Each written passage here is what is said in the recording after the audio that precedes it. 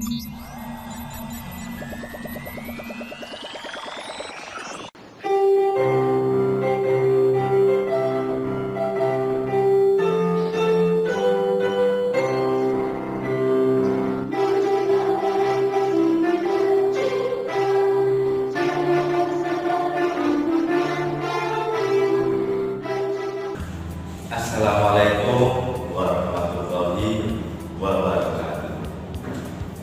Halo anak-anak semua, berjumpa lagi dengan saya Pak Anwar, tetap dalam pembelajaran bahasa Indonesia. Untuk sebelumnya, bagaimana kabar kalian? Sehat kan? Dan tetap semangat ya untuk belajarnya. Alhamdulillah kita masih diberikan kesempatan dan masih bisa diberikan kesehatan dalam lindungan Allah Subhanahu wa Ta'ala. Untuk pertemuan kali ini kita akan membahas tetap dalam bahasa Indonesia. Namun sebelum kita memulai pembelajaran kali ini, alangkah baiknya kita berdoa terlebih dahulu agar pembelajaran kali ini lebih bermanfaat dan mendapatkan barokah.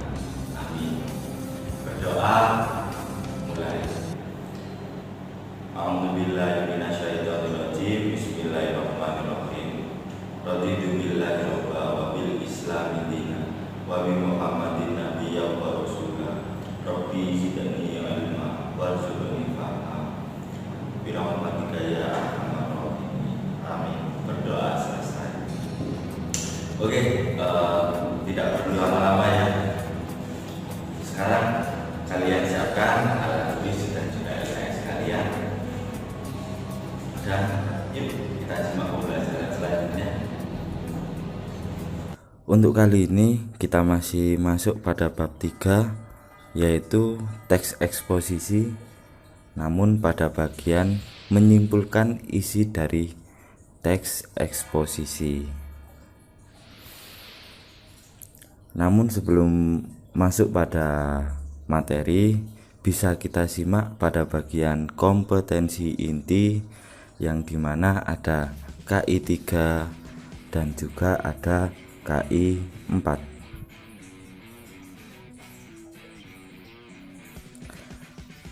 Setelah itu ada juga pada bagian kompetensi dasar, yang dimana bagian menyimpulkan, yaitu di 4.5 menyimpulkan isi teks eksposisi artikel ilmiah populer dari koran dan majalah yang didengar dan dibaca. Untuk bagian indikatornya sendiri, yang ke-1 menyimpulkan isi teks eksposisi. Dan tujuan pembelajaran kita kali ini, yang pertama, memahami langkah-langkah menyimpulkan teks eksposisi. Kedua, menentukan inti tiap paragraf.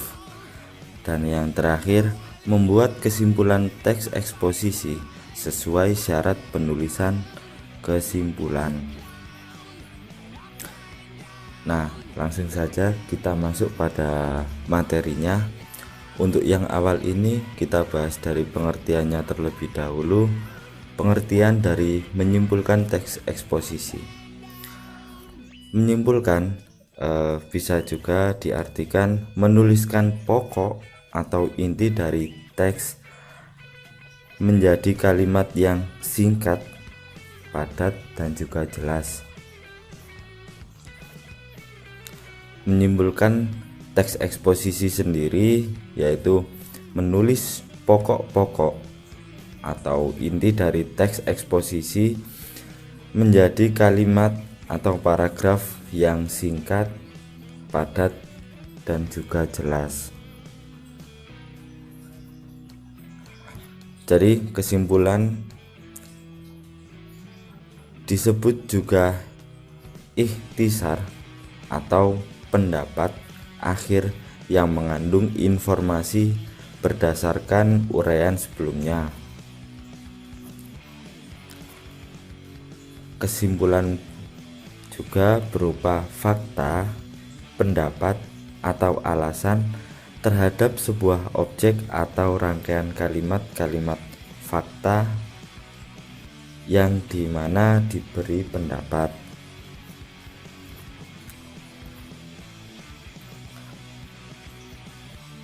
Untuk gagasan utama dan gagasan penjelas, teks eksposisi terdiri atas gagasan umum atau gagasan pokok dan juga gagasan khusus atau gagasan penjelas.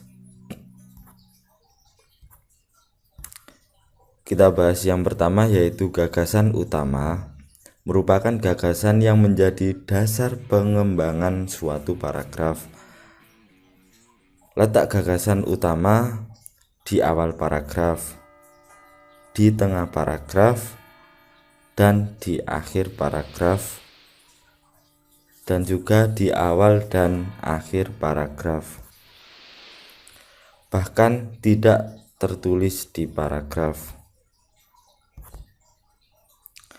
Ciri dari gagasan umum sendiri, yang pertama, terdiri atas satu kalimat utuh yang berdiri sendiri.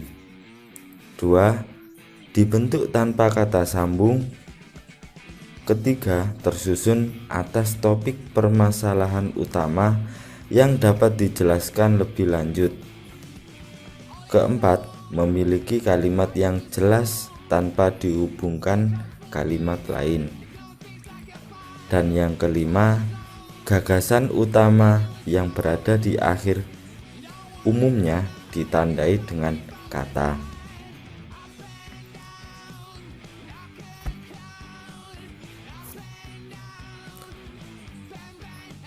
Untuk cara menentukan gagasan umum, yang pertama harus membaca dengan cermat.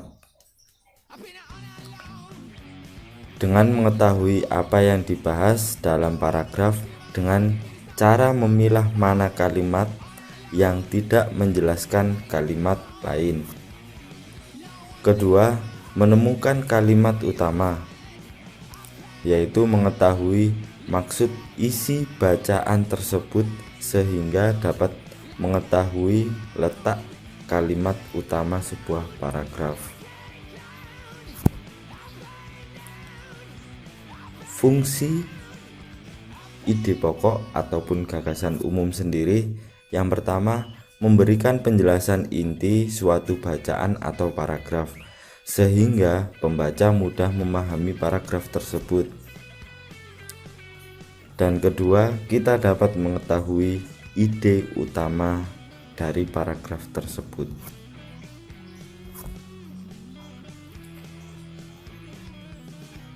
Istilah lain dari ide pokok sendiri, yang pertama, gagasan utama, kedua, gagasan pokok, ketiga, pokok pikiran, keempat, pokok masalah, kelima, pikiran utama,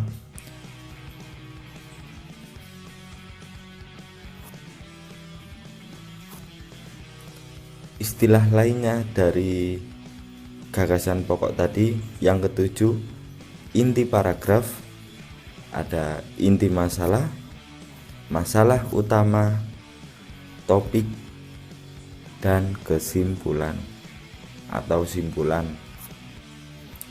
dan juga tema.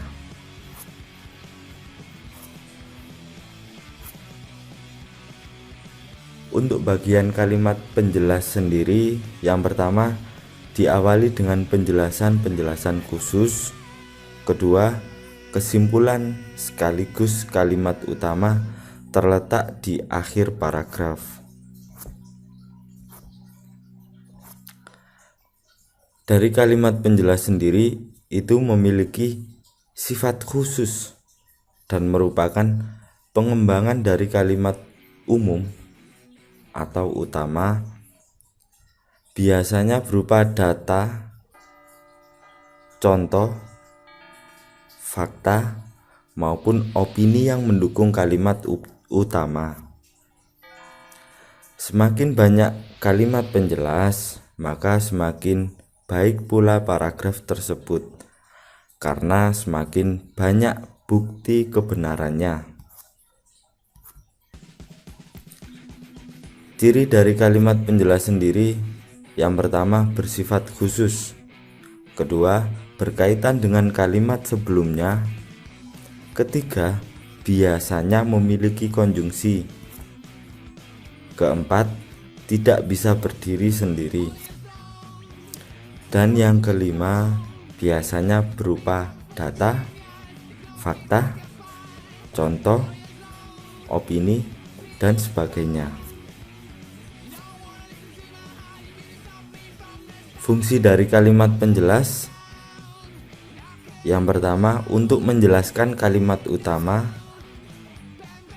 memaparkan informasi pendukung, dan yang ketiga agar paragraf lebih padu dan berisi.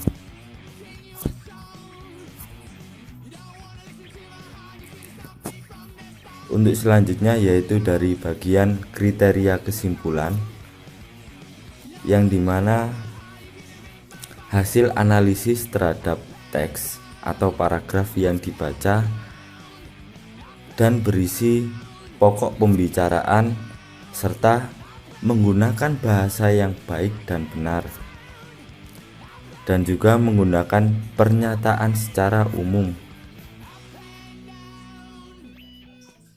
Kalimat efektif dan komunikatif, serta kalimat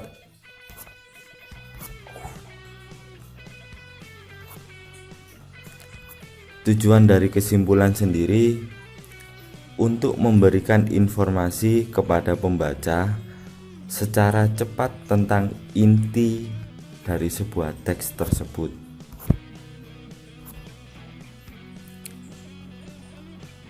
Dan bagian menyimpulkan dari teks eksposisi, cara yang pertama membaca atau mendengarkan teks eksposisi dengan seksama.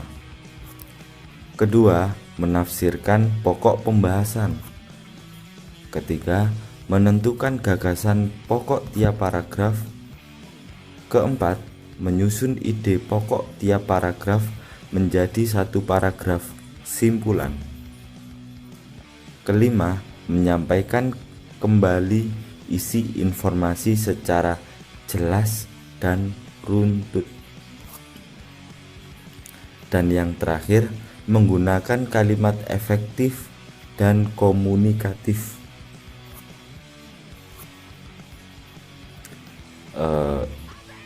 Untuk bagian selanjutnya yaitu contoh dari kesimpulan isi teks eksposisi, bisa kalian simak contohnya.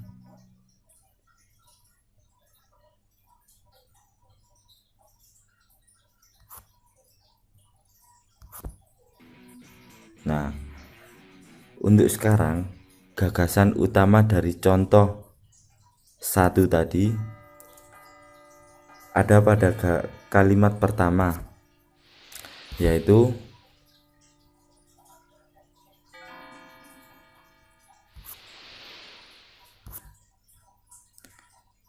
dan kedua yaitu bagian gagasan khusus atau penjelasannya dari contoh ke satu tadi.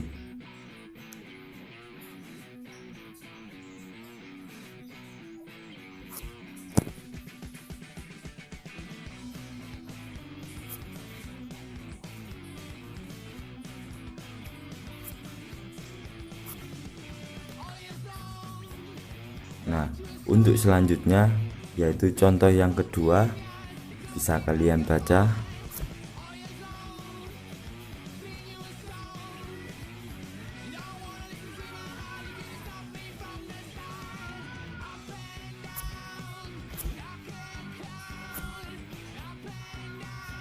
Nah, untuk sekarang bagian ide pokoknya bisa kalian baca.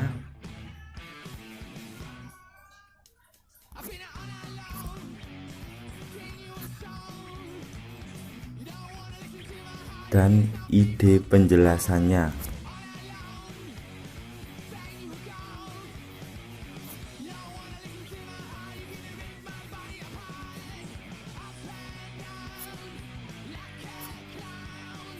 Nah, itu tadi pembahasan kita ataupun penjelasan dari kesimpulan isi teks eksposisi, yang dimana ada ide pokok, gagasan utama, simpulan, dan lain-lain. Untuk selanjutnya bisa kalian buka LKS-nya untuk dipelajari lebih lanjut dan dipersiapkan alat tulisnya untuk sekarang, yaitu pada bagian latihan soal yang dimana sudah dibahas tadi. Yang pertama, apa arti menyimpulkan? Kedua, jelaskan pengertian gagasan umum. Ketiga, sebutkan kriteria simpulan. Keempat, sebutkan langkah-langkah menyimpulkan sebuah teks eksposisi. Dan yang kelima, apa saja nama lain dari ide pokok.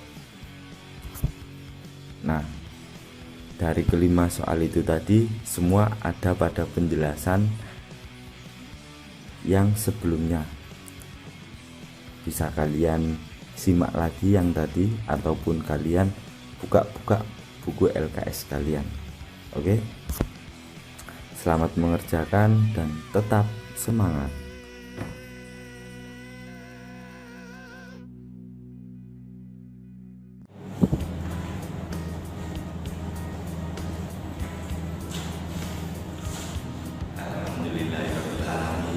Nah, itu tadi pembahasan dan pembelajaran dari materi kita kali ini. Bagaimana? Mudah kan? Kalaupun mungkin ada yang susah ataupun kurang paham, bisa langsung tanyakan ke gurunya ataupun tanyakan ke saya. Oke? Sebelum kita akhiri pembelajaran kali ini, alangkah baiknya kita berdoa juga. Karena tadi pembukaan sudah doa, jadi dulu kita harus doa. Bismillahirrahmanirrahim. Allahumma inni istaudiuka ma'amdanihi farduhu ilayya indah hajati wala tansani ya rabbal alamin. Alhamdulillahirrahmanirrahim. Semoga pembelajaran kita kali ini dapat bermanfaat, mendapatkan barokah, lebih-lebih bisa digunakan dalam keseharian kita. Oke, tetap semangat belajarnya, jangan lupa untuk beribadah. Terima kasih. Wassalamualaikum warahmatullahi wabarakatuh.